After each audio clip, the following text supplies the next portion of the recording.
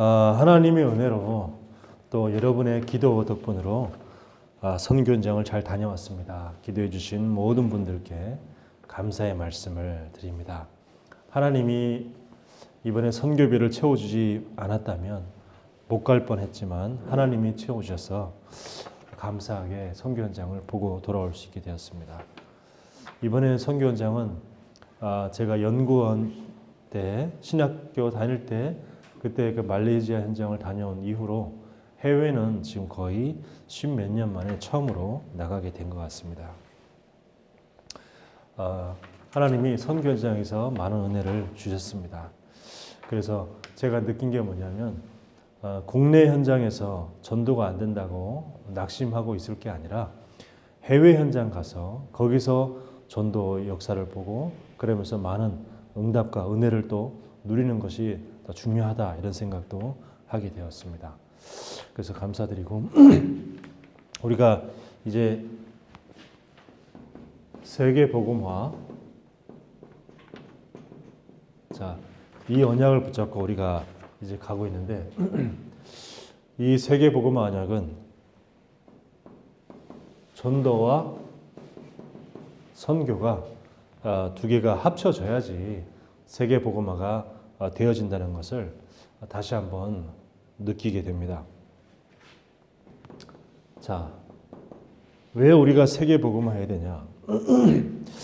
이거는 우리가 지금 계속 말씀을 보고 있는 민수기 또 출애굽기 이 성경 말씀을 통해서도 우리가 확인할 수 있습니다. 이 이유는 뭐와 이유가 똑같냐면 왜 가나안을 가야 되냐? 그 이유와 똑같습니다. 이스라엘 백성들이 하나님이 애굽에서 건져내어서 가나안 땅에 가라고 했습니다. 왜 꼭 가나안 땅에 가야 하냐? 주변에 다른 나라도 많은데 왜 하필이면 꼭 가나안을 가야 되느냐? 가나안 땅은 나중에 그 땅 이름이 이스라엘이라는 이름으로 바뀌게 됩니다. 그러면서 그 땅에 누가 오냐면 아브라함의 후손들 또 모세의 후손들을 통해서 누가 그 땅에 오시냐면 예수 그리스도가 오십니다. 그러니까 왜 꼭 가나안에 가야 하냐면 가나안 땅에 오실, 즉 다시 말하면 이스라엘 땅에 오실 예수 그리스도를 예비하기 위하여, 준비하기 위하여 가나안 땅에 가는 것입니다. 그래서 그 가나안 땅에 정착을 해서 그 민족과 후손의 후손을 통하여서 누가 오시느냐? 예수 그리스도가 오실 것이기 때문에 그래서 그 오실 그리스도를 예비하기 위하여 가나안 땅에 가야 되는 것입니다. 그러면 세계복음화 이유도 마찬가지입니다. 왜 우리가 꼭 세계복음화 해야 되냐? 십자가에서 부활 승천하시고 우리의 모든 문제를 해결하신 그 그리스도께서 우리에게 다시 오신다고 얘기하셨습니다. 근데 언제 다시 오시냐면은 마태복음 24장 14절에 이 복음이 땅끝까지 증거된 이후에 다시 오신다고 말씀하셨습니다. 그렇죠? 그러니까 예수님이 다시 오실 것을 준비하는 거죠. 우리가 세계복음하는 것은 이 복음이 땅끝까지 증거된 이후에야 내가 오겠다고 말씀했기 때문에 그래서 예수님이 오실 것을 준비하는 겁니다. 가나안 땅에 가는 이유는 예수님이 오실 것, 처음 오실 초림을 준비하는 거지만 우리가 땅끝까지 복음을 전하는 이유는 예수님이 다시 오실 재림을 준비하는 것입니다. 이게 굉장히 중요한 이유죠. 그래서 우리가 순결한 신부로 우리 신랑 되신 예수님이 다시 오실 것을 그날을 등불을 들고 기다리는 그 중요한 역할을 우리가 지금 하는 것입니다. 굉장히 중요하죠. 그래서 우리가 어떤 내용을 가지고 우리가 세계복음할 것이냐? 바로 예수는 그리스도. 이 예수께서 우리의 참된 구원자시다. 세상에 많은 종교가 있고 그 종교에 많은 훌륭한 인물들이 있고 또 그 종교를 만든 많은 사람들이 있지만 오직 예수님만이 우리의 구원자십니다. 그 어떤 훌륭한 분도 그리스도는 아니었습니다. 부처님도 훌륭하지만 그리스도는 아니었고요. 천주교에서 아주 우상처럼 섬기는 마리아도 그리스도는 아닙니다. 그리스도는 오직 한 분밖에 없습니다. 마호메트도 그리스도는 아닙니다. 오직 예수님이 그리스도십니다. 그래서 예수님이 그리스도시고 예수님이 우리의 구원자시고 이거를 우리가 현장에서 증거하는 겁니다. 저도 이번에 현장에서 이거를 증거하고 왔습니다. 그러면 우리는 어떤 방향으로 우리가 가야 될 것이냐? 많은 사람들에게 고통을 안고 있는 이유가 상처와 여러 가지 많은 문제들을 가지고 있습니다. 질병들을 가지고 있습니다. 영적인 질병, 육신의 질병, 마음의 질병. 이 사람들을 치유하고 그리고 이들을 서밋으로 다시 말하면 전도 제자화하는 것입니다. 이번에도 가서 보니까 그 베트남의 그 젊은 선교사님이 그 베트남의 청년들을 일으켜 세워서 또 그 청년들을 갖다가 저 이슬람 나라로 또 파송을 시키는 겁니다. 그 베트남 사람들이 이게 해외로 나가려면 많은 어려움이 있다고 합니다. 무슨 어려움이냐면 우리나라는 이게 국격이 있고 나라의 국력이 있기 때문에 이 여권이라든지 이런 것도 잘 나오고 그리고 해외 나갈 때도 이 여권 가지고 해외 나갈 수 있는데 베트남은 나라의 힘이 약하기 때문에 베트남의 여권을 가지고 해외 나가려면 많은 어려움이 있다고 합니다. 쉽지 않죠. 그리고 또 같은 비행기 값이라도 우리나라 돈으로 비행기 값을 사는 거랑 베트남에서 비행기 값을 사는 건 또 다르죠. 거기는 우리나라보다 경제적 상황이 많이 열악하기 때문에 그러면 많은 돈이 필요합니다. 우리나라보다 더 많은 돈이 필요하죠. 그런데도 불구하고 그렇게 기도하고 또 모금을 하고 준비하고 그래서 또 기도하다 보니까 또 주변에 또 다른 나라 해외에 나가 있는 베트남 사람들이 기도하면서 또 후원을 해주기도 하고 이럴 때 여러 가지 예상치 못한 방법으로 그렇게 후원을 받아가지고 그 베트남 청년들이 다시 또 다른 나라를 가서 그 나라를 섬기기 위해서 또 간다는 겁니다. 참 대단한 거죠. 그래서 우리는 그런 전도 제자를 남기는 겁니다. 전도 제자. 자, 이렇게 중요한 우리의 이유. 땅끝까지 이 복음이 증거된 이후에 끝이 오리라. 제가 이번에 그 해외에 나가기 전에 전체 1박 한 모임할 때 그때 제가 얘기를 했었습니다. 이스라엘 백성들이 왜 꼭 가나안을 가야 되느냐? 예수님이 오실 땅이기 때문에 그렇습니다. 그래서 예수님이 오실 땅이기 때문에 오실 것을 준비하기 위하여 가나안에 가는 것이다. 마찬가지다. 우리가 왜 지금 해외에 나가기 위해서 이곳에 모여 있느냐? 왜 많은 나라로 우리가 선교사들을 파송하냐? 바로 이거다. 이 복음이 땅끝까지 증거된 이후에 예수님이 오시기 때문에 그 예수님이 오실 것을 준비하기 위하여 계속 복음 전하기 위하여 재림을 준비하기 위하여 우리가 이렇게 해외로 나가기 위하여 또 모이는 것이다. 다들 막 이제 큰 소리로 아멘 하고 그랬던 기억이 납니다. 자, 우리는 하나님의 시간표를 잘 보고 또 따라가야겠습니다. 하나님의 시간표는 언제가 하나님의 시간표냐? 하나님의 나라가 이루어지는 그 시간이 하나님의 시간표입니다. 내가 내 생각대로 뭔가 되어지는 것이 하나님의 시간표가 아니라 하나님의 나라가 이루어지는 그 시간이 하나님의 시간표인 거죠. 그래서 우리의 과거는 최고의 발판으로 만드는 겁니다. 그렇게 최고 발판으로 만들겠다 하는 것이 결단 25입니다. 저는 어릴 때 우리 부모님을 보면서 저는 결단했습니다. 뭘 결단했냐? 나는 절대 우리 부모님처럼 살지 않겠다. 결단했습니다. 저 복음 알고 난 다음에 우리 아버지가 여러 가지 많은 그 여성들과 바람을 피우고 그래서 너무 우리 어머니가 함께 있으면서 너무 힘들어서 그래서 어릴 때 이제 이혼을 하고 그래서 우리 어머니가 대구에 내려가 계시고 어릴 때 저는 우리 어머니 손에 이끌려서 대구에서 같이 자랐습니다. 저는 그냥 그런 줄 알았습니다. 근데 자라면서부터 이게 복음이 없으면 가문에 흐르는 영적 문제를 따라가게 되어 있다는 것을 알게 되었습니다. 그래서 내가 복음을 알게 난 다음부터는 절대 우리 부모님처럼 절대 살지 않겠다. 절대. 물론 좋은 점은 본받아야겠죠. 그래서 내게 바꿔야 될 것은 바꾸고 그리고 버릴 것은 버리고 그러면서 부모님에게 좋은 것은 찾을 것은 또 찾고 그러면서 정말 누릴 것은 누리는. 예.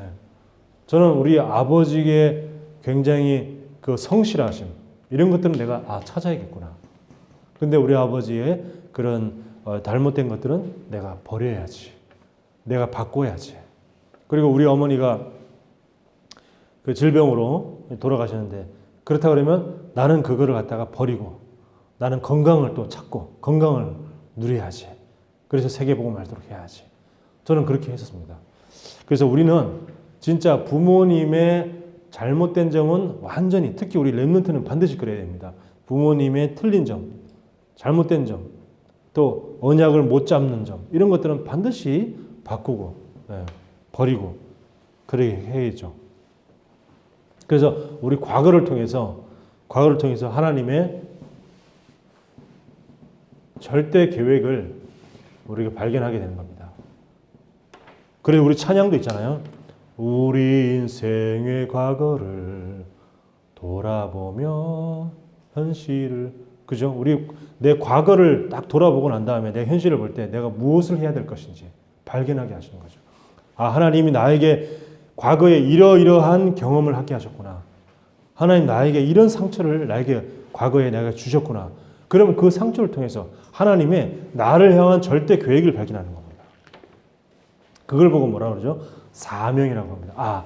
내가 어릴 때 가정으로부터 혹은 상처를 받았다. 그럼 그것이 사명이 되어서 오히려 반대로 사명이 되어서 이제 많은 사람을 살리는 것이 되는 거죠. 그래서 상처 때문에가 아니라 그 상처 덕분에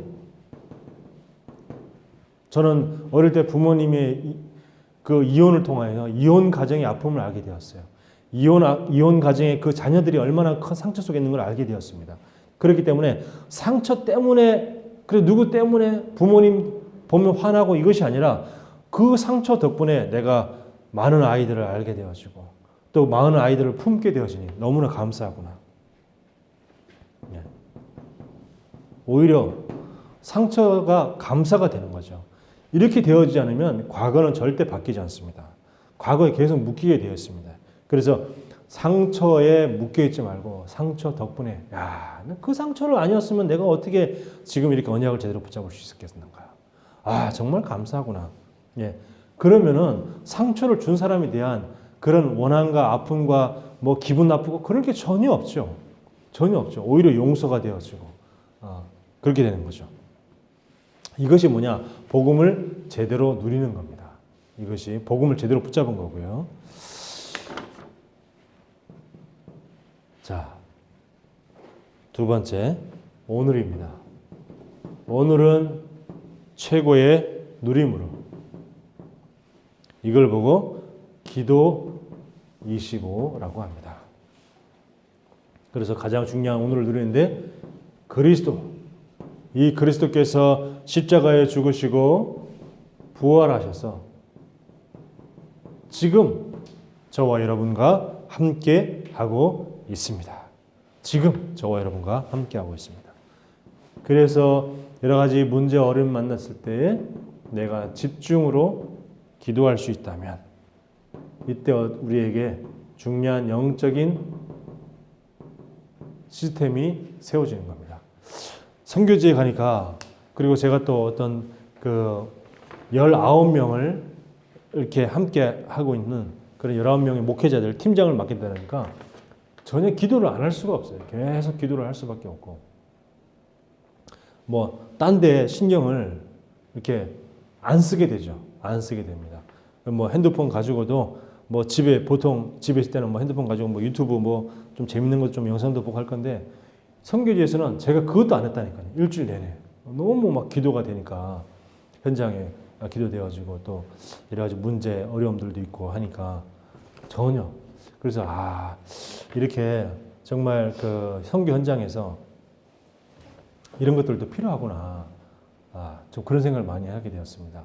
그래서 우리가 가지고 있는 여러 가지 좋은 환경들, 핸드폰 가지고 무슨 데이터 풍부하고 이런 것들, 환경들이 오히려 하나님께 집중하는데 많은 방해가 된다. 이런 것들을 또 현장에서 확인하게 되고요. 그러면서 또 많은 그 목사님들 다 핸드폰을 수거하고 마지막 날에 이렇게 다시 돌려주고 하니까 이분들이 처음에는 계속 막 불평해요. 와, 핸드폰 주면 좋겠는데 핸드폰 가서 이렇게 여기 사진도 찍고 싶고 저기 가면서 사진도 찍고 싶고 그리고 막 그 전도하는 거 영상도 찍고 싶고 막 이렇게 여러 가지 있잖아요.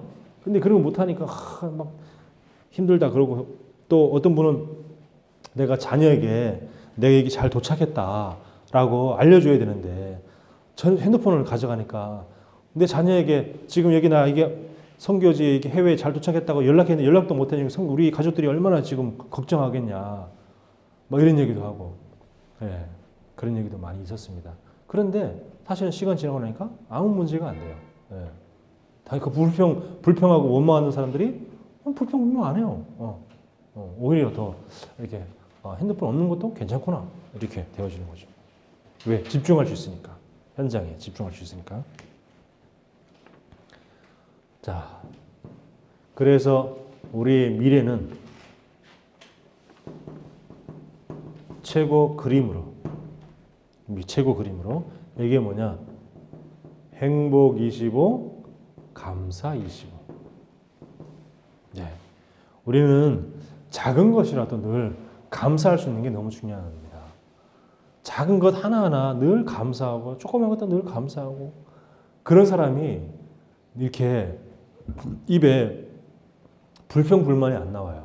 늘 감사하는 사람은. 근데 이 감사가 없는 사람은 자꾸 원망하고 불평하고 이건 왜 이랬니? 이건 저러니? 늘 그러죠. 그래서 어떤 사람들은 이런 걸 하잖아요. 감사일기라고 그래가지고 매일 저녁마다 오늘 내가 얼마나 어떤 감사했던 일 이런 것들 아주 조그만 거 사소한 것인데도 뭐 별 그런 것도 감사하냐 이런 것들도 다 감사하고 그런 사람은 마음에 여유가 있을 수밖에 없고 굉장한 또 치유가 임합니다. 자, 사도행전 2장 17절에서 18절 보니까 자녀들은 예언할 것이요 젊은이들은 환상을 보고 늙은이들은 꿈을 꾼다 그랬습니다. 자, 예언할 것이요 하나님의 말씀을 중요하게 붙잡는 게 참 중요합니다. 내가 하나님의 말씀을 딱 붙잡고 이 말씀을 딱 붙잡고 이제 살아가고 그러면서 환상을 본다는 것은 내가 하나님의 비전, 하나님의 마음이 나의 마음이 되는 겁니다. 하나님인 모든 민족에게 복음을 전하고 모든 민족이 구원받기 원하는 그 하나님의 마음이 나의 마음이 되어지고 하나님의 비전이 나의 비전이 되어지고 그래 꿈을 꾼다는 것은 내가 이것의 24가 되어지는 것을 의미합니다. 자, 이렇게 미래를 놓고 우리가 말씀을 딱 붙잡고 그리고 하나님의 비전을 놓고 우리가 24 쫙 기도 속에 들어가게 될 때, 자, 이때 우리에게 오는 답, 자, 70지역에 70제자 그리고 70나라와 70종족 베트남만 해도 54개의 소수민족이 있다는 것을 이번에 가서 알게 됐잖아요. 만약 이번에 가지 않았다면 저는 몰랐을 것입니다. 그냥 한 나라가 한 종족인가? 우리가 그냥 이렇게 생각하잖아요. 어렴풋이. 근데 그걸 보고 나니까 54개의 소수민족이 베트남 속에 또 있다는 것을 보고 나면서 야, 그랬구나. 그리고 이번에 우리 정인호 목사 같은 경우는 인도에 2주간 이렇게 갔다 왔는데 인도에는 거의 500여 개 이상의 종족이 있다고 하는 거죠. 그러니까 야, 얼마나 많은 종족들이 각 있는지 각 나라마다. 그래서 우리가 중요한 게 뭐냐면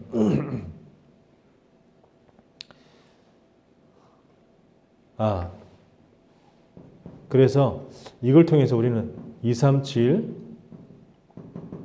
치유 서밋에 237 치유 서밋에 237 나라를 갖다가 치유하고 서밋으로. 이 응답을 받기 위해서 가장 중요한 게 저와 여러분이겠죠. 우리가 먼저 치유의 응답을 누리면서 이 과거가 모두 다 발판이 되어지고 치유의 응답을 누리면서 그리고 오늘을 최고 누리고 미래를 최고의 그림으로 계속 그림을 그림으로 해서 서밋의 축복을 누리는 이 응답이 우리에게 먼저 있어질 줄 믿습니다. 저는 이번에 갔다 오면서 그냥 사실 가기 전에는 사실 뭐 베트남에 대해서 그렇게 중요하게 생각한 적이 없었거든요. 그래서 뭐 그냥 한번 이쪽 이 선교 단체는 어떻게 선교하느냐 그런 시스템이라든지 그런 흐름을 한번 보고 와야겠다 하는 이런 그냥 단순한 마음으로 그렇게 갔는데 가면서 거기서 사람들에게 복음을 전하고 또 학생들에게 복음을 전하고 또 영접되어지고 그리고 그 친구들이 지금도 계속 저랑 계속 연결되어지고 계속 소통하고 이런 걸 보면서 제가 마지막에 붙잡은 기도 제목이 뭐냐면 한국에 제일 많은 다민족이 어느 나라가 들어와 있냐면 중국이 들어와 있습니다. 두 번째가 어느 나라냐? 베트남입니다. 한국에 수많은 중국 학생들이 한국에 유학 와 있습니다. 두 번째로 제일 많은 숫자가 어느 나라가 한국에 유학생으로 들어와 있냐면 베트남입니다. 그래서 한국에 와 있는 수많은 다민족들, 특히 베트남 이 친구들을 내가 놓고 기도해야겠구나. 그래서 이 친구들을 내가 섬기고 이 친구들을 내가 전도하고 그걸 이제 언약을 또 잡게 되었어요. 정말 가기 전에 제가 우리 예배 시간에도 자주 얘기했지만 우리가 다문화, 다민족 우리가 전도했나 이런 얘기를 많이 했지만 사실 그것이 마음 깊이 이게 딱 와닿지는 않았는데 이번에 이 현장을 갔다 오면서 정말 마음 깊이 다가왔어요. 그리고 또 이 뉴스에 가기 전에 내가 가끔 뉴스에 봤는데 뭐가 나냐면 우리나라 와 있는 베트남 민족들이 이제 힘드니까 우리가 베트남에 가서 여행을 가면서 거기서 우리가 베트남 사람을 보는 거랑 또 한국에 와 있는 베트남 사람들 우리가 보는 거랑 일단 시각이 다르잖아요. 왠지 우리가 보는 시각이 한국에 미국 사람이라든지 이런 사람들 보는 시각이랑 동남아 민족을 보는 시각이랑 또 다르거든요. 왠지 미국이라든지 뭐 프랑스, 유럽 이런 쪽에 온 사람들 눈에 볼 때는 뭔가 조금 이렇게 보고 그리고 베트남이라든지 뭐 스리랑카 이런 사람들 볼 때는 약간 또 이렇게 보거든요. 그러니까 이게 눈의 시각이 완전히 다른 거죠. 그러면 그 사람들이 사실 마음에 말은 안 해도 우리가 그 사람한테 내 뭐 베트남 뭐 이렇게 얘기는 하진 않지만 벌써 이 눈빛으로 모든 것들이 다 전달되잖아요. 우리가 언어라는 게 말로만 언어가 아니라 몸도 언어고 몸짓도 언어고 눈빛도 언어잖아요. 그러면 그 친구들이 이렇게 많이 힘들겠죠. 그러니까 지금 얼마 전에 뉴스 보니까 베트남 사람들이 어디 한 곳에 모여가지고 마약 이렇게 파티하고 마약으로 서로 막 계속 환각 이렇게 하고 그런 것들을 보면서 정말 이들에게 우리가 복음 전하지 않으면 나중에 잘못하면 이런 마약 문화든지 이런 것들이 지금도 우리 한국에 지금 많이 들어오고 있잖아요. 밀수입되고 막 이러는데 그것들이 우리에게 이제 많은 사람들이 영향을 끼치게 되죠. 그럼 우리 후대를 위해서라도 우리는 뭘 해야 되냐? 한국에 있는 다민족에게 복음을 전하지 않으면 안 된다는 거죠. 특히 우리 한국에 제일 마약을 수출하는 나라가 어디냐면 태국입니다. 태국이 마약을 합법하게 되었기 때문에 그 마약 합법한 그 나라에서 우리나라에 많은 마약을 막 수출하려고 얼마나 애를 쓰는지 몰라요. 그래서 우리가 이 한국에 있는 이 다민족들 또 태국 사람들도 많이 들어와서 일을 하고 있기 때문에 그런 사람들에게 우리가 복음 전하지 않으면 그 흑암 문화가 우리에게 또 우리 후대에게 전달된다는 겁니다. 우리 후대에게. 지금도 많은 대학생들도 쉽게 그 마약을 접하고 또 이렇게 대학생들이 무슨 나이트 클럽이라든지 이렇게 춤추는데 이런데 파티하는데 이런 데 가서 거기서 스스로 자연스럽게 또 마약을 접하게 되어지고 이런 경우들이 많기 때문에 우리가 좀 경각심을 가지고 우리 후대를 위해서라도 우리 한국에 들어와 있는 우리 다민족들에게 정말 복음을 전하겠다. 물론 우리 후대를 위해서 복음을 전하는 건 아니지만 그들을 살리기 위하여 복음을 전하는 거지만 어떤 그런 마음을 가지고서라도 어떤 복음을 전해야 될 줄 믿습니다. 자, 이렇게 우리는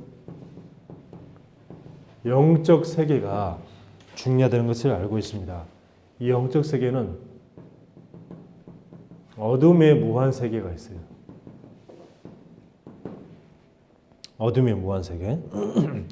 그래서 이 계시록 2장 9절에 보니까 계시록 2장 9절에 자칭 유대인이라 그러면서 그들은 유대인이 아니요 사단의 회당이다 이렇게 얘기하고 있습니다. 자칭 유대인. 이 사람 자칭 유대인이라는 말은 뭐죠? 유대인이지만 유대인이 아니라는 얘기죠. 그 유대인이지만 유대인이 아닌 그들이 어떤 문제를 일으키냐면 뉴에이지를 만들어내고 그리고 프리메이슨이라는 조직을 만들고 그러면서 전 세계에 네피림을 자꾸 퍼뜨리고 있습니다. 어떻게 퍼뜨리죠? 문화를 통해서. 특히 음악을 통해서. 이 사람들이 음악을 통해서 계속해서 어둠의 흑암을 자꾸 퍼뜨립니다. 그리고 뭐죠? 또 명상을 통해서. 이렇게 사람들은 이 어둠의 3단체들은 끊임없이 계속 문화를 통해서 계속 우리 후대들에게 계속 전달하는 겁니다. 문화, 음악, 특히 또 영화 이런 걸 통해서 계속 흑암 문화, 어둠의 문화를 계속 전달하죠. 그리고 또 명상을 계속 퍼뜨립니다. 그래서 이들이 최종적으로 꿈꾸는 게 뭡니까? 단일 정부. 전 세계의 나라가 다 다른데 하나의 정부를 만들자. 그래서 국가를 통합시키는 겁니다.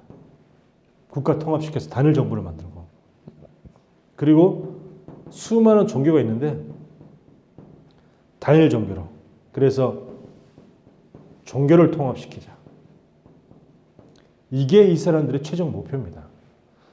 종교를 통합시키고 국가를 통합시켜서 단일 정부를 만들고 단일 종교를 만들어서 결국은 이 종교를 전부 통합시켜서 누구에게 갖다 바치는 거죠?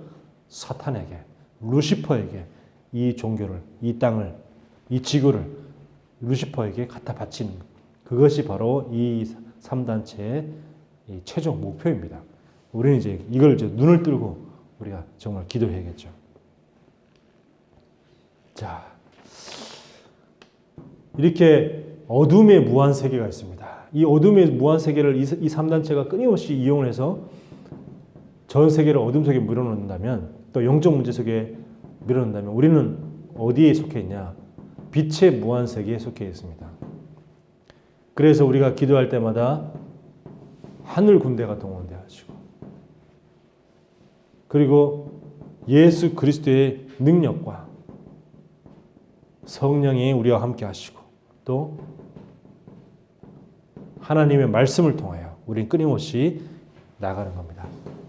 그래서 하나님은 지금도 우리에게 말씀을 이루시고 예수님은 우리에게 구원을 이루어 가시고 그리고 성령님 우리에게 능력으로 역사하신다. 이 성삼위 하나님의 그 능력.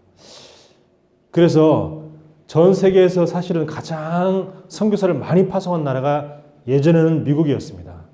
근데 지금은 미국이 유대인이 아닌 자칭 유대인들이 미국을 장악함으로 해서 이 미국은 어떤 나라가 되냐면 전 세계적으로 선교사를 보낸 것이 아니라 흑암을 전달하는 어떤 나라가 되냐? 사탄의 심부름하는 국가가 되어버렸어요. 이 미국이. 사탄의 심부름하는 국가. 그러니까 미국이 얼마나 많은 영적 문제가 심각해지겠습니까? 사탄의 심부름하는 국가가 되다 보니까 계속해서 초등학생이 학교에 와서 총을 난사하는 그런 나라가 지금 미국이 되어버렸습니다. 얼마나 끔찍한지. 초등학생이 뭘 합니까? 초등학생 학교 들어갈 때에 총을 가지고 들어가서 그 학교에다가 선생님하고 친구들을 총으로 막 쏜다니까요. 실제 그런 사건이 얼마 전에 있었어요. 지금 이렇게 심각한 나라가 미국이 되어버렸어요. 근데 이 미국은 이 총기 사건이 그렇게 터지지만 이 총기 가지고 있는 걸 갖다가 자기 하나의 권리라고 생각하기 때문에 총기를 없애자. 여기에 절대 사람들은 또 동의를 하지 않지요. 옛날부터 총을 소유하고 있던 나라이기 때문에. 그래서 미국은 지금 총기 사건이 터질 때마다 총기 판매가 더 급격적으로 늘어나고 있어요. 급격적으로. 총기 사건 터지면 터질수록 사람들이 내가 나를 지켜야 된다. 이런 생각이 커져가지고 총기 판매가 엄청 늘어나고 있는 거죠. 거기다가 마약 사건들이 엄청 나고 막 사람들이 좀비처럼 막 마약에 쪄들어가지고 그렇게 막 길거리에 막 이렇게 나뒹굴고 다니고 어마어마한 끔찍한 나라가 지금 미국이 되었습니다. 누가 그래요? 이 3단체가. 이 3단체의 주인공은 누굽니까? 유대인이 아닌 자칭 유대인. 진짜 유대인들은 이스라엘에 살면서 늘 성경 말씀을 자기네의 그 토라, 탈무드 이걸 읽고 늘 기도하고 이런 사람들이 진짜 유대인들이에요. 그 사람들은 하나님을 늘 기도하고 하나님을 앙모하고 여호와를 늘 사모하고 그런 사람들입니다. 근데 이 자칭 유대인들은 하나님을 믿지 않아요. 하나님을 싫어합니다. 자, 이런 유대인들이 세계 가장 큰 문제입니다. 그래서 우리가 미국을 위해서 기도해야 되고 특별히 미국의 이 경제를 다 장악하고 있는 성공한 유대인들 이런 사람들을 위해서 우리가 정말 기도해야 될 줄 믿습니다. 그래서 중요한 것이 우리의 믿음이 중요하다는 사실. 우리의 믿음을 가지고 어둠을 완전히 무너뜨리는데 여기에 우리가 도전하는 겁니다. 그리고 문제와 어려움이 올 때마다 근본 언약을 붙잡고 근본 언약이 뭐냐? 그리스도 하나님 나라 오직 성령 이 붙잡고 뭘 하냐? 우리 불가능에 도전하는 겁니다. 우리가 세계의 복음화 불가능합니다. 절대 불가능합니다. 지금 유대인들은 이거 어둠의 무한세계의 힘을 얻어가지고 계속해서 어둠을 문화에 실어서 전달하고 있죠. 그런데 우리가 어떻게 불가능에 도전하냐? 결국 우리가 이 근본 언약을 정확하게 붙잡고 근본 언약을 매일마다 누릴 때에 이 근본 언약을 통해서 이 빛의 무한세계의 그 힘을 가지고 빛의 무한세계의 그 능력을 가지고 우리 어둠의 무한세계를 무너뜨리는 겁니다. 그래서 러시아가 전쟁을 일으킨 이유가 바로 그렇습니다. 우크라이나가 자꾸 미국하고 자꾸 친해지려고 하거든요. 미국하고 우크라이나가. 근데 이 러시아의 그 푸틴 대통령은 미국의 그 흑암 문화, 그 동성애 문화 이걸 굉장히 싫어합니다. 푸틴은 미국의 동성애 미국은 지금 자꾸 동성애를 합법화 전 세계 자꾸 동성애를 합법화시키고 전 세계 동성애를 자꾸 이게 흑암 문화를 자꾸 퍼뜨리고 있잖아요. 근데 이걸 굉장히 경계하고 싫어하는 그 사람이 누구냐? 러시아의 푸틴 대통령이에요. 근데 러시아 푸틴 대통령이 보니까 우크라이나가 자꾸 친서방 정책을 펴거든요. 친서방 정책이라는 것은 결국은 미국하고 자꾸 이렇게 친하게 지내는 거죠. 그러면 자꾸 그 우크라이나도 동성애 합법화 만들고 그 영향이 러시아까지 올 것을 예상했기 때문에 그래서 전쟁을 일으킨 겁니다. 그 푸틴 대통령이 그 유튜브에 이렇게 어떤 영상을 보면 러시아는 기독교 국가가 아니고 러시아 정교회를 믿습니다. 러시아 정교회는 천주교에서 약간 기독교로 조금 더 발전된 그런 종교가 정교회인데 거기서 푸틴이 이런 설교를 했어요. 무슨 설교를 했냐면 자기는 오직 예수 그리스도를 믿는다. 이런 얘기를 쭉 이렇게 많은 그 시민들, 정치인들 모아놓고 그런 얘기를 했어요. 이게 뭔가 나름대로는 이렇게 신앙이 뭔가 믿는 사람이죠. 이 푸틴 대통령이. 근데 이제 그런 방법이 어떤 우리가 하던 이런 영적인 방법, 영적 기도 이런 방법이 아니라 그 물리적인 방법, 전쟁을 일으키는 그런 방법을 해서 그것 때문에 지금 오히려 좀 많은 문제가 있긴 하지만 하여튼 그런 우리가 영적인 눈을 뜨고 어떻게 이 세계가 돌아가는지 이런 걸 좀 알고 있어야 될 것 같습니다.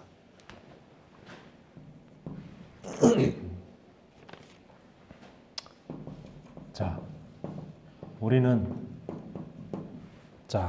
하나님의 것으로 무한 세계의 힘, 이게 하나님의 것입니다. 자, 이걸 통해서 제일 먼저 영적으로 보호자의 플랫폼,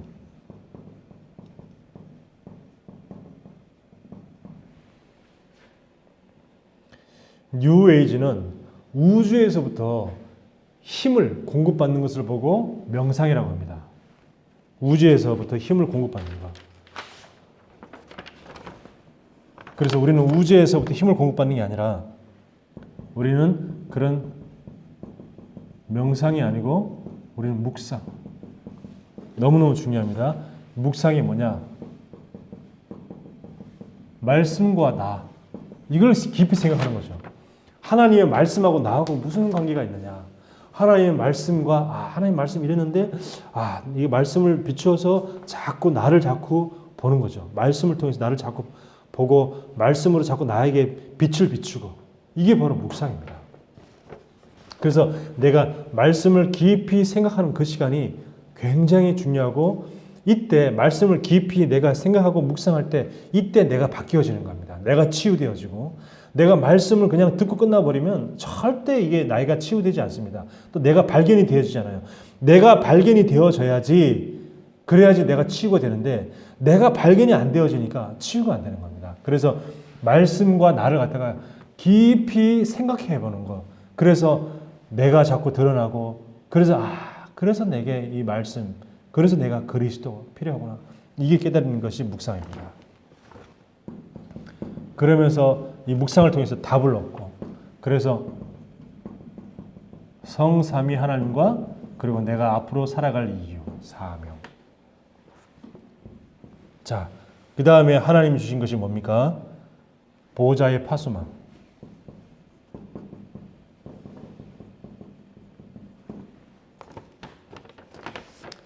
지금 미국이 어마어마하게 지금 우크라이나에게 계속 무기를 대주고 또 유럽에 영국, 프랑스 이런 나라에서 계속 우크라이나 무기를 대주잖아요. 이런 것들이 그냥 우리가 겉으로 보면은 저거 우크라이나 침공한 저 전쟁을 터뜨린 저 러시아 푸틴 미쳤네라고 이렇게 말하지만 그 속에서 또 움직이는 하나님의 손을 볼 수가 있어야 됩니다. 푸틴을 통해서 하나님이 움직이는 그 하나님의 손, 그게 뭔가 또 있거든요. 자, 그래서 항상 우리 보호자의 파수꾼, 그래서 우리가 기도의 비밀을 우리가 자꾸 누리는 겁니다.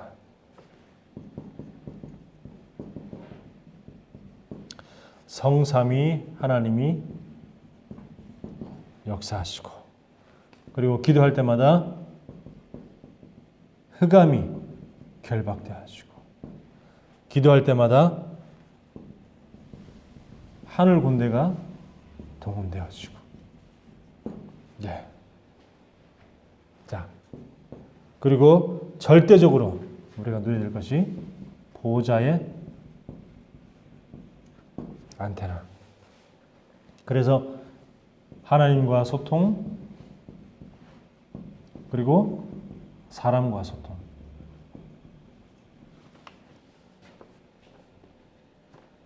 그래서 이걸 통해서 내가 업을 갖다가 세계화. 그리고 이 시대를 치유화. 그리고 현장을 서밋화 하는 겁니다. 이번에 그 현장 선교지에서 굉장히 그 문제를 일으키는 여자 목사님, 영적 문제가 정말 심각한 여자 목사님이 있는데 그 여자 목사님이 그 같은 방을 썼던 그 다른 여자 목사님이 하는데 아침에 자고 일어나면 저한테 막 하소연을 하는 거예요. 잠을 제대로 잘 수가 없다는 거예요. 왜냐하면 밤새 오만 사람들 욕을 다 하고 누구는 뭐 두꺼비 귀신 들렸다, 이건 뭔 귀신 들렸다, 전 누구 귀신 들렸다. 오만 사람 욕을 다 하고 자기 가족들 욕을 다 하고. 근데 얘기 들어보니까 이 여자 목사님이 어릴 때 아버지가 술을 드시면서 굉장한 폭력을 했나 봐요. 이렇게 어머니하고 또 이렇게 집안 자녀들한테 굉장히 폭력을 저질렀나 봐요.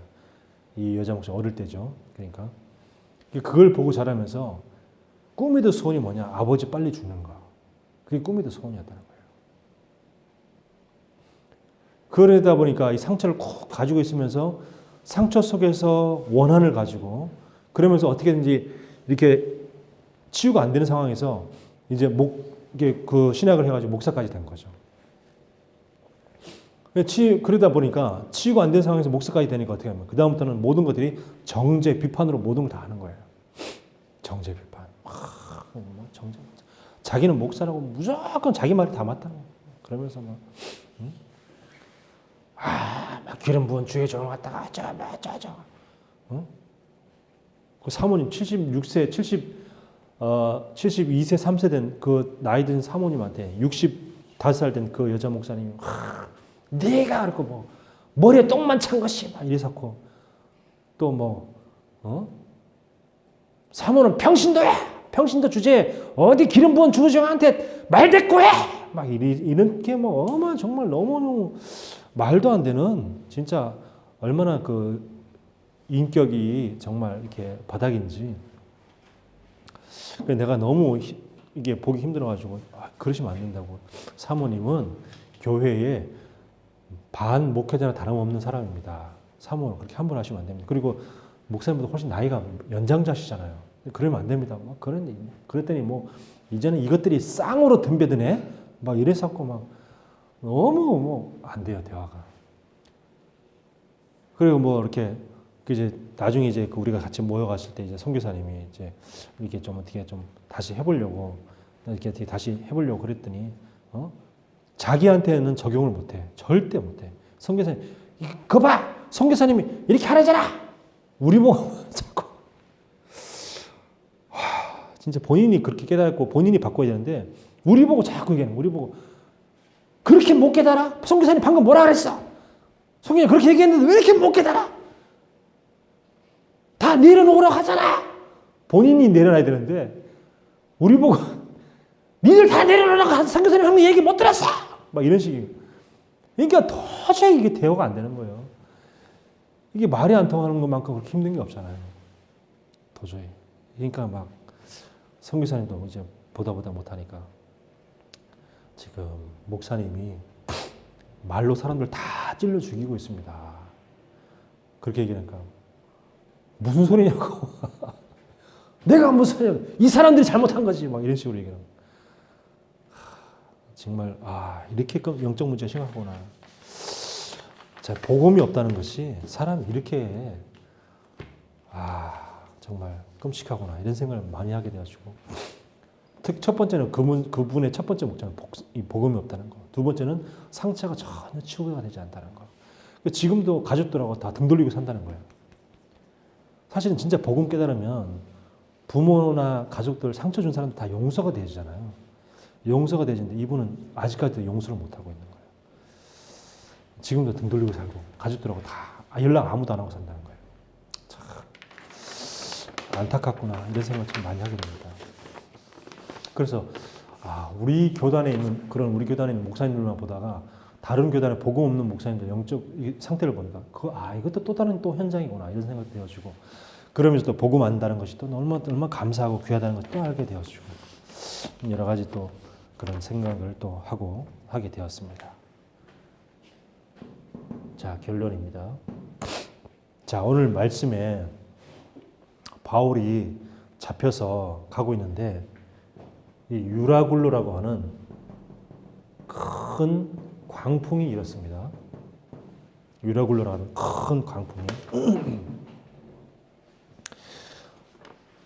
전도자가 바울이 여기가 지금 잘못하면은 큰 문제가 생길 수 있다. 이게 배 안에 있는 물건뿐만 아니라 사람도 다칠 수 있다. 좀 쉬었다 가야 된다. 했더니 아무도 말을 안 듣죠. 자, 그러더니 결국은 유라굴로라는 큰 광풍을 만나서 짐을 다 바닷가에 집어 던지고 그리고 고통을 받고 있는 중에 이제 이 바울이 얘기를 하죠. 어젯밤에 내가 섬기는 하나님이에요. 바울아 두려워하지 말라. 네가 가이사 앞에 서야 할 것이다 라고 말씀하셨다. 그러므로 여러분이요 안심하라.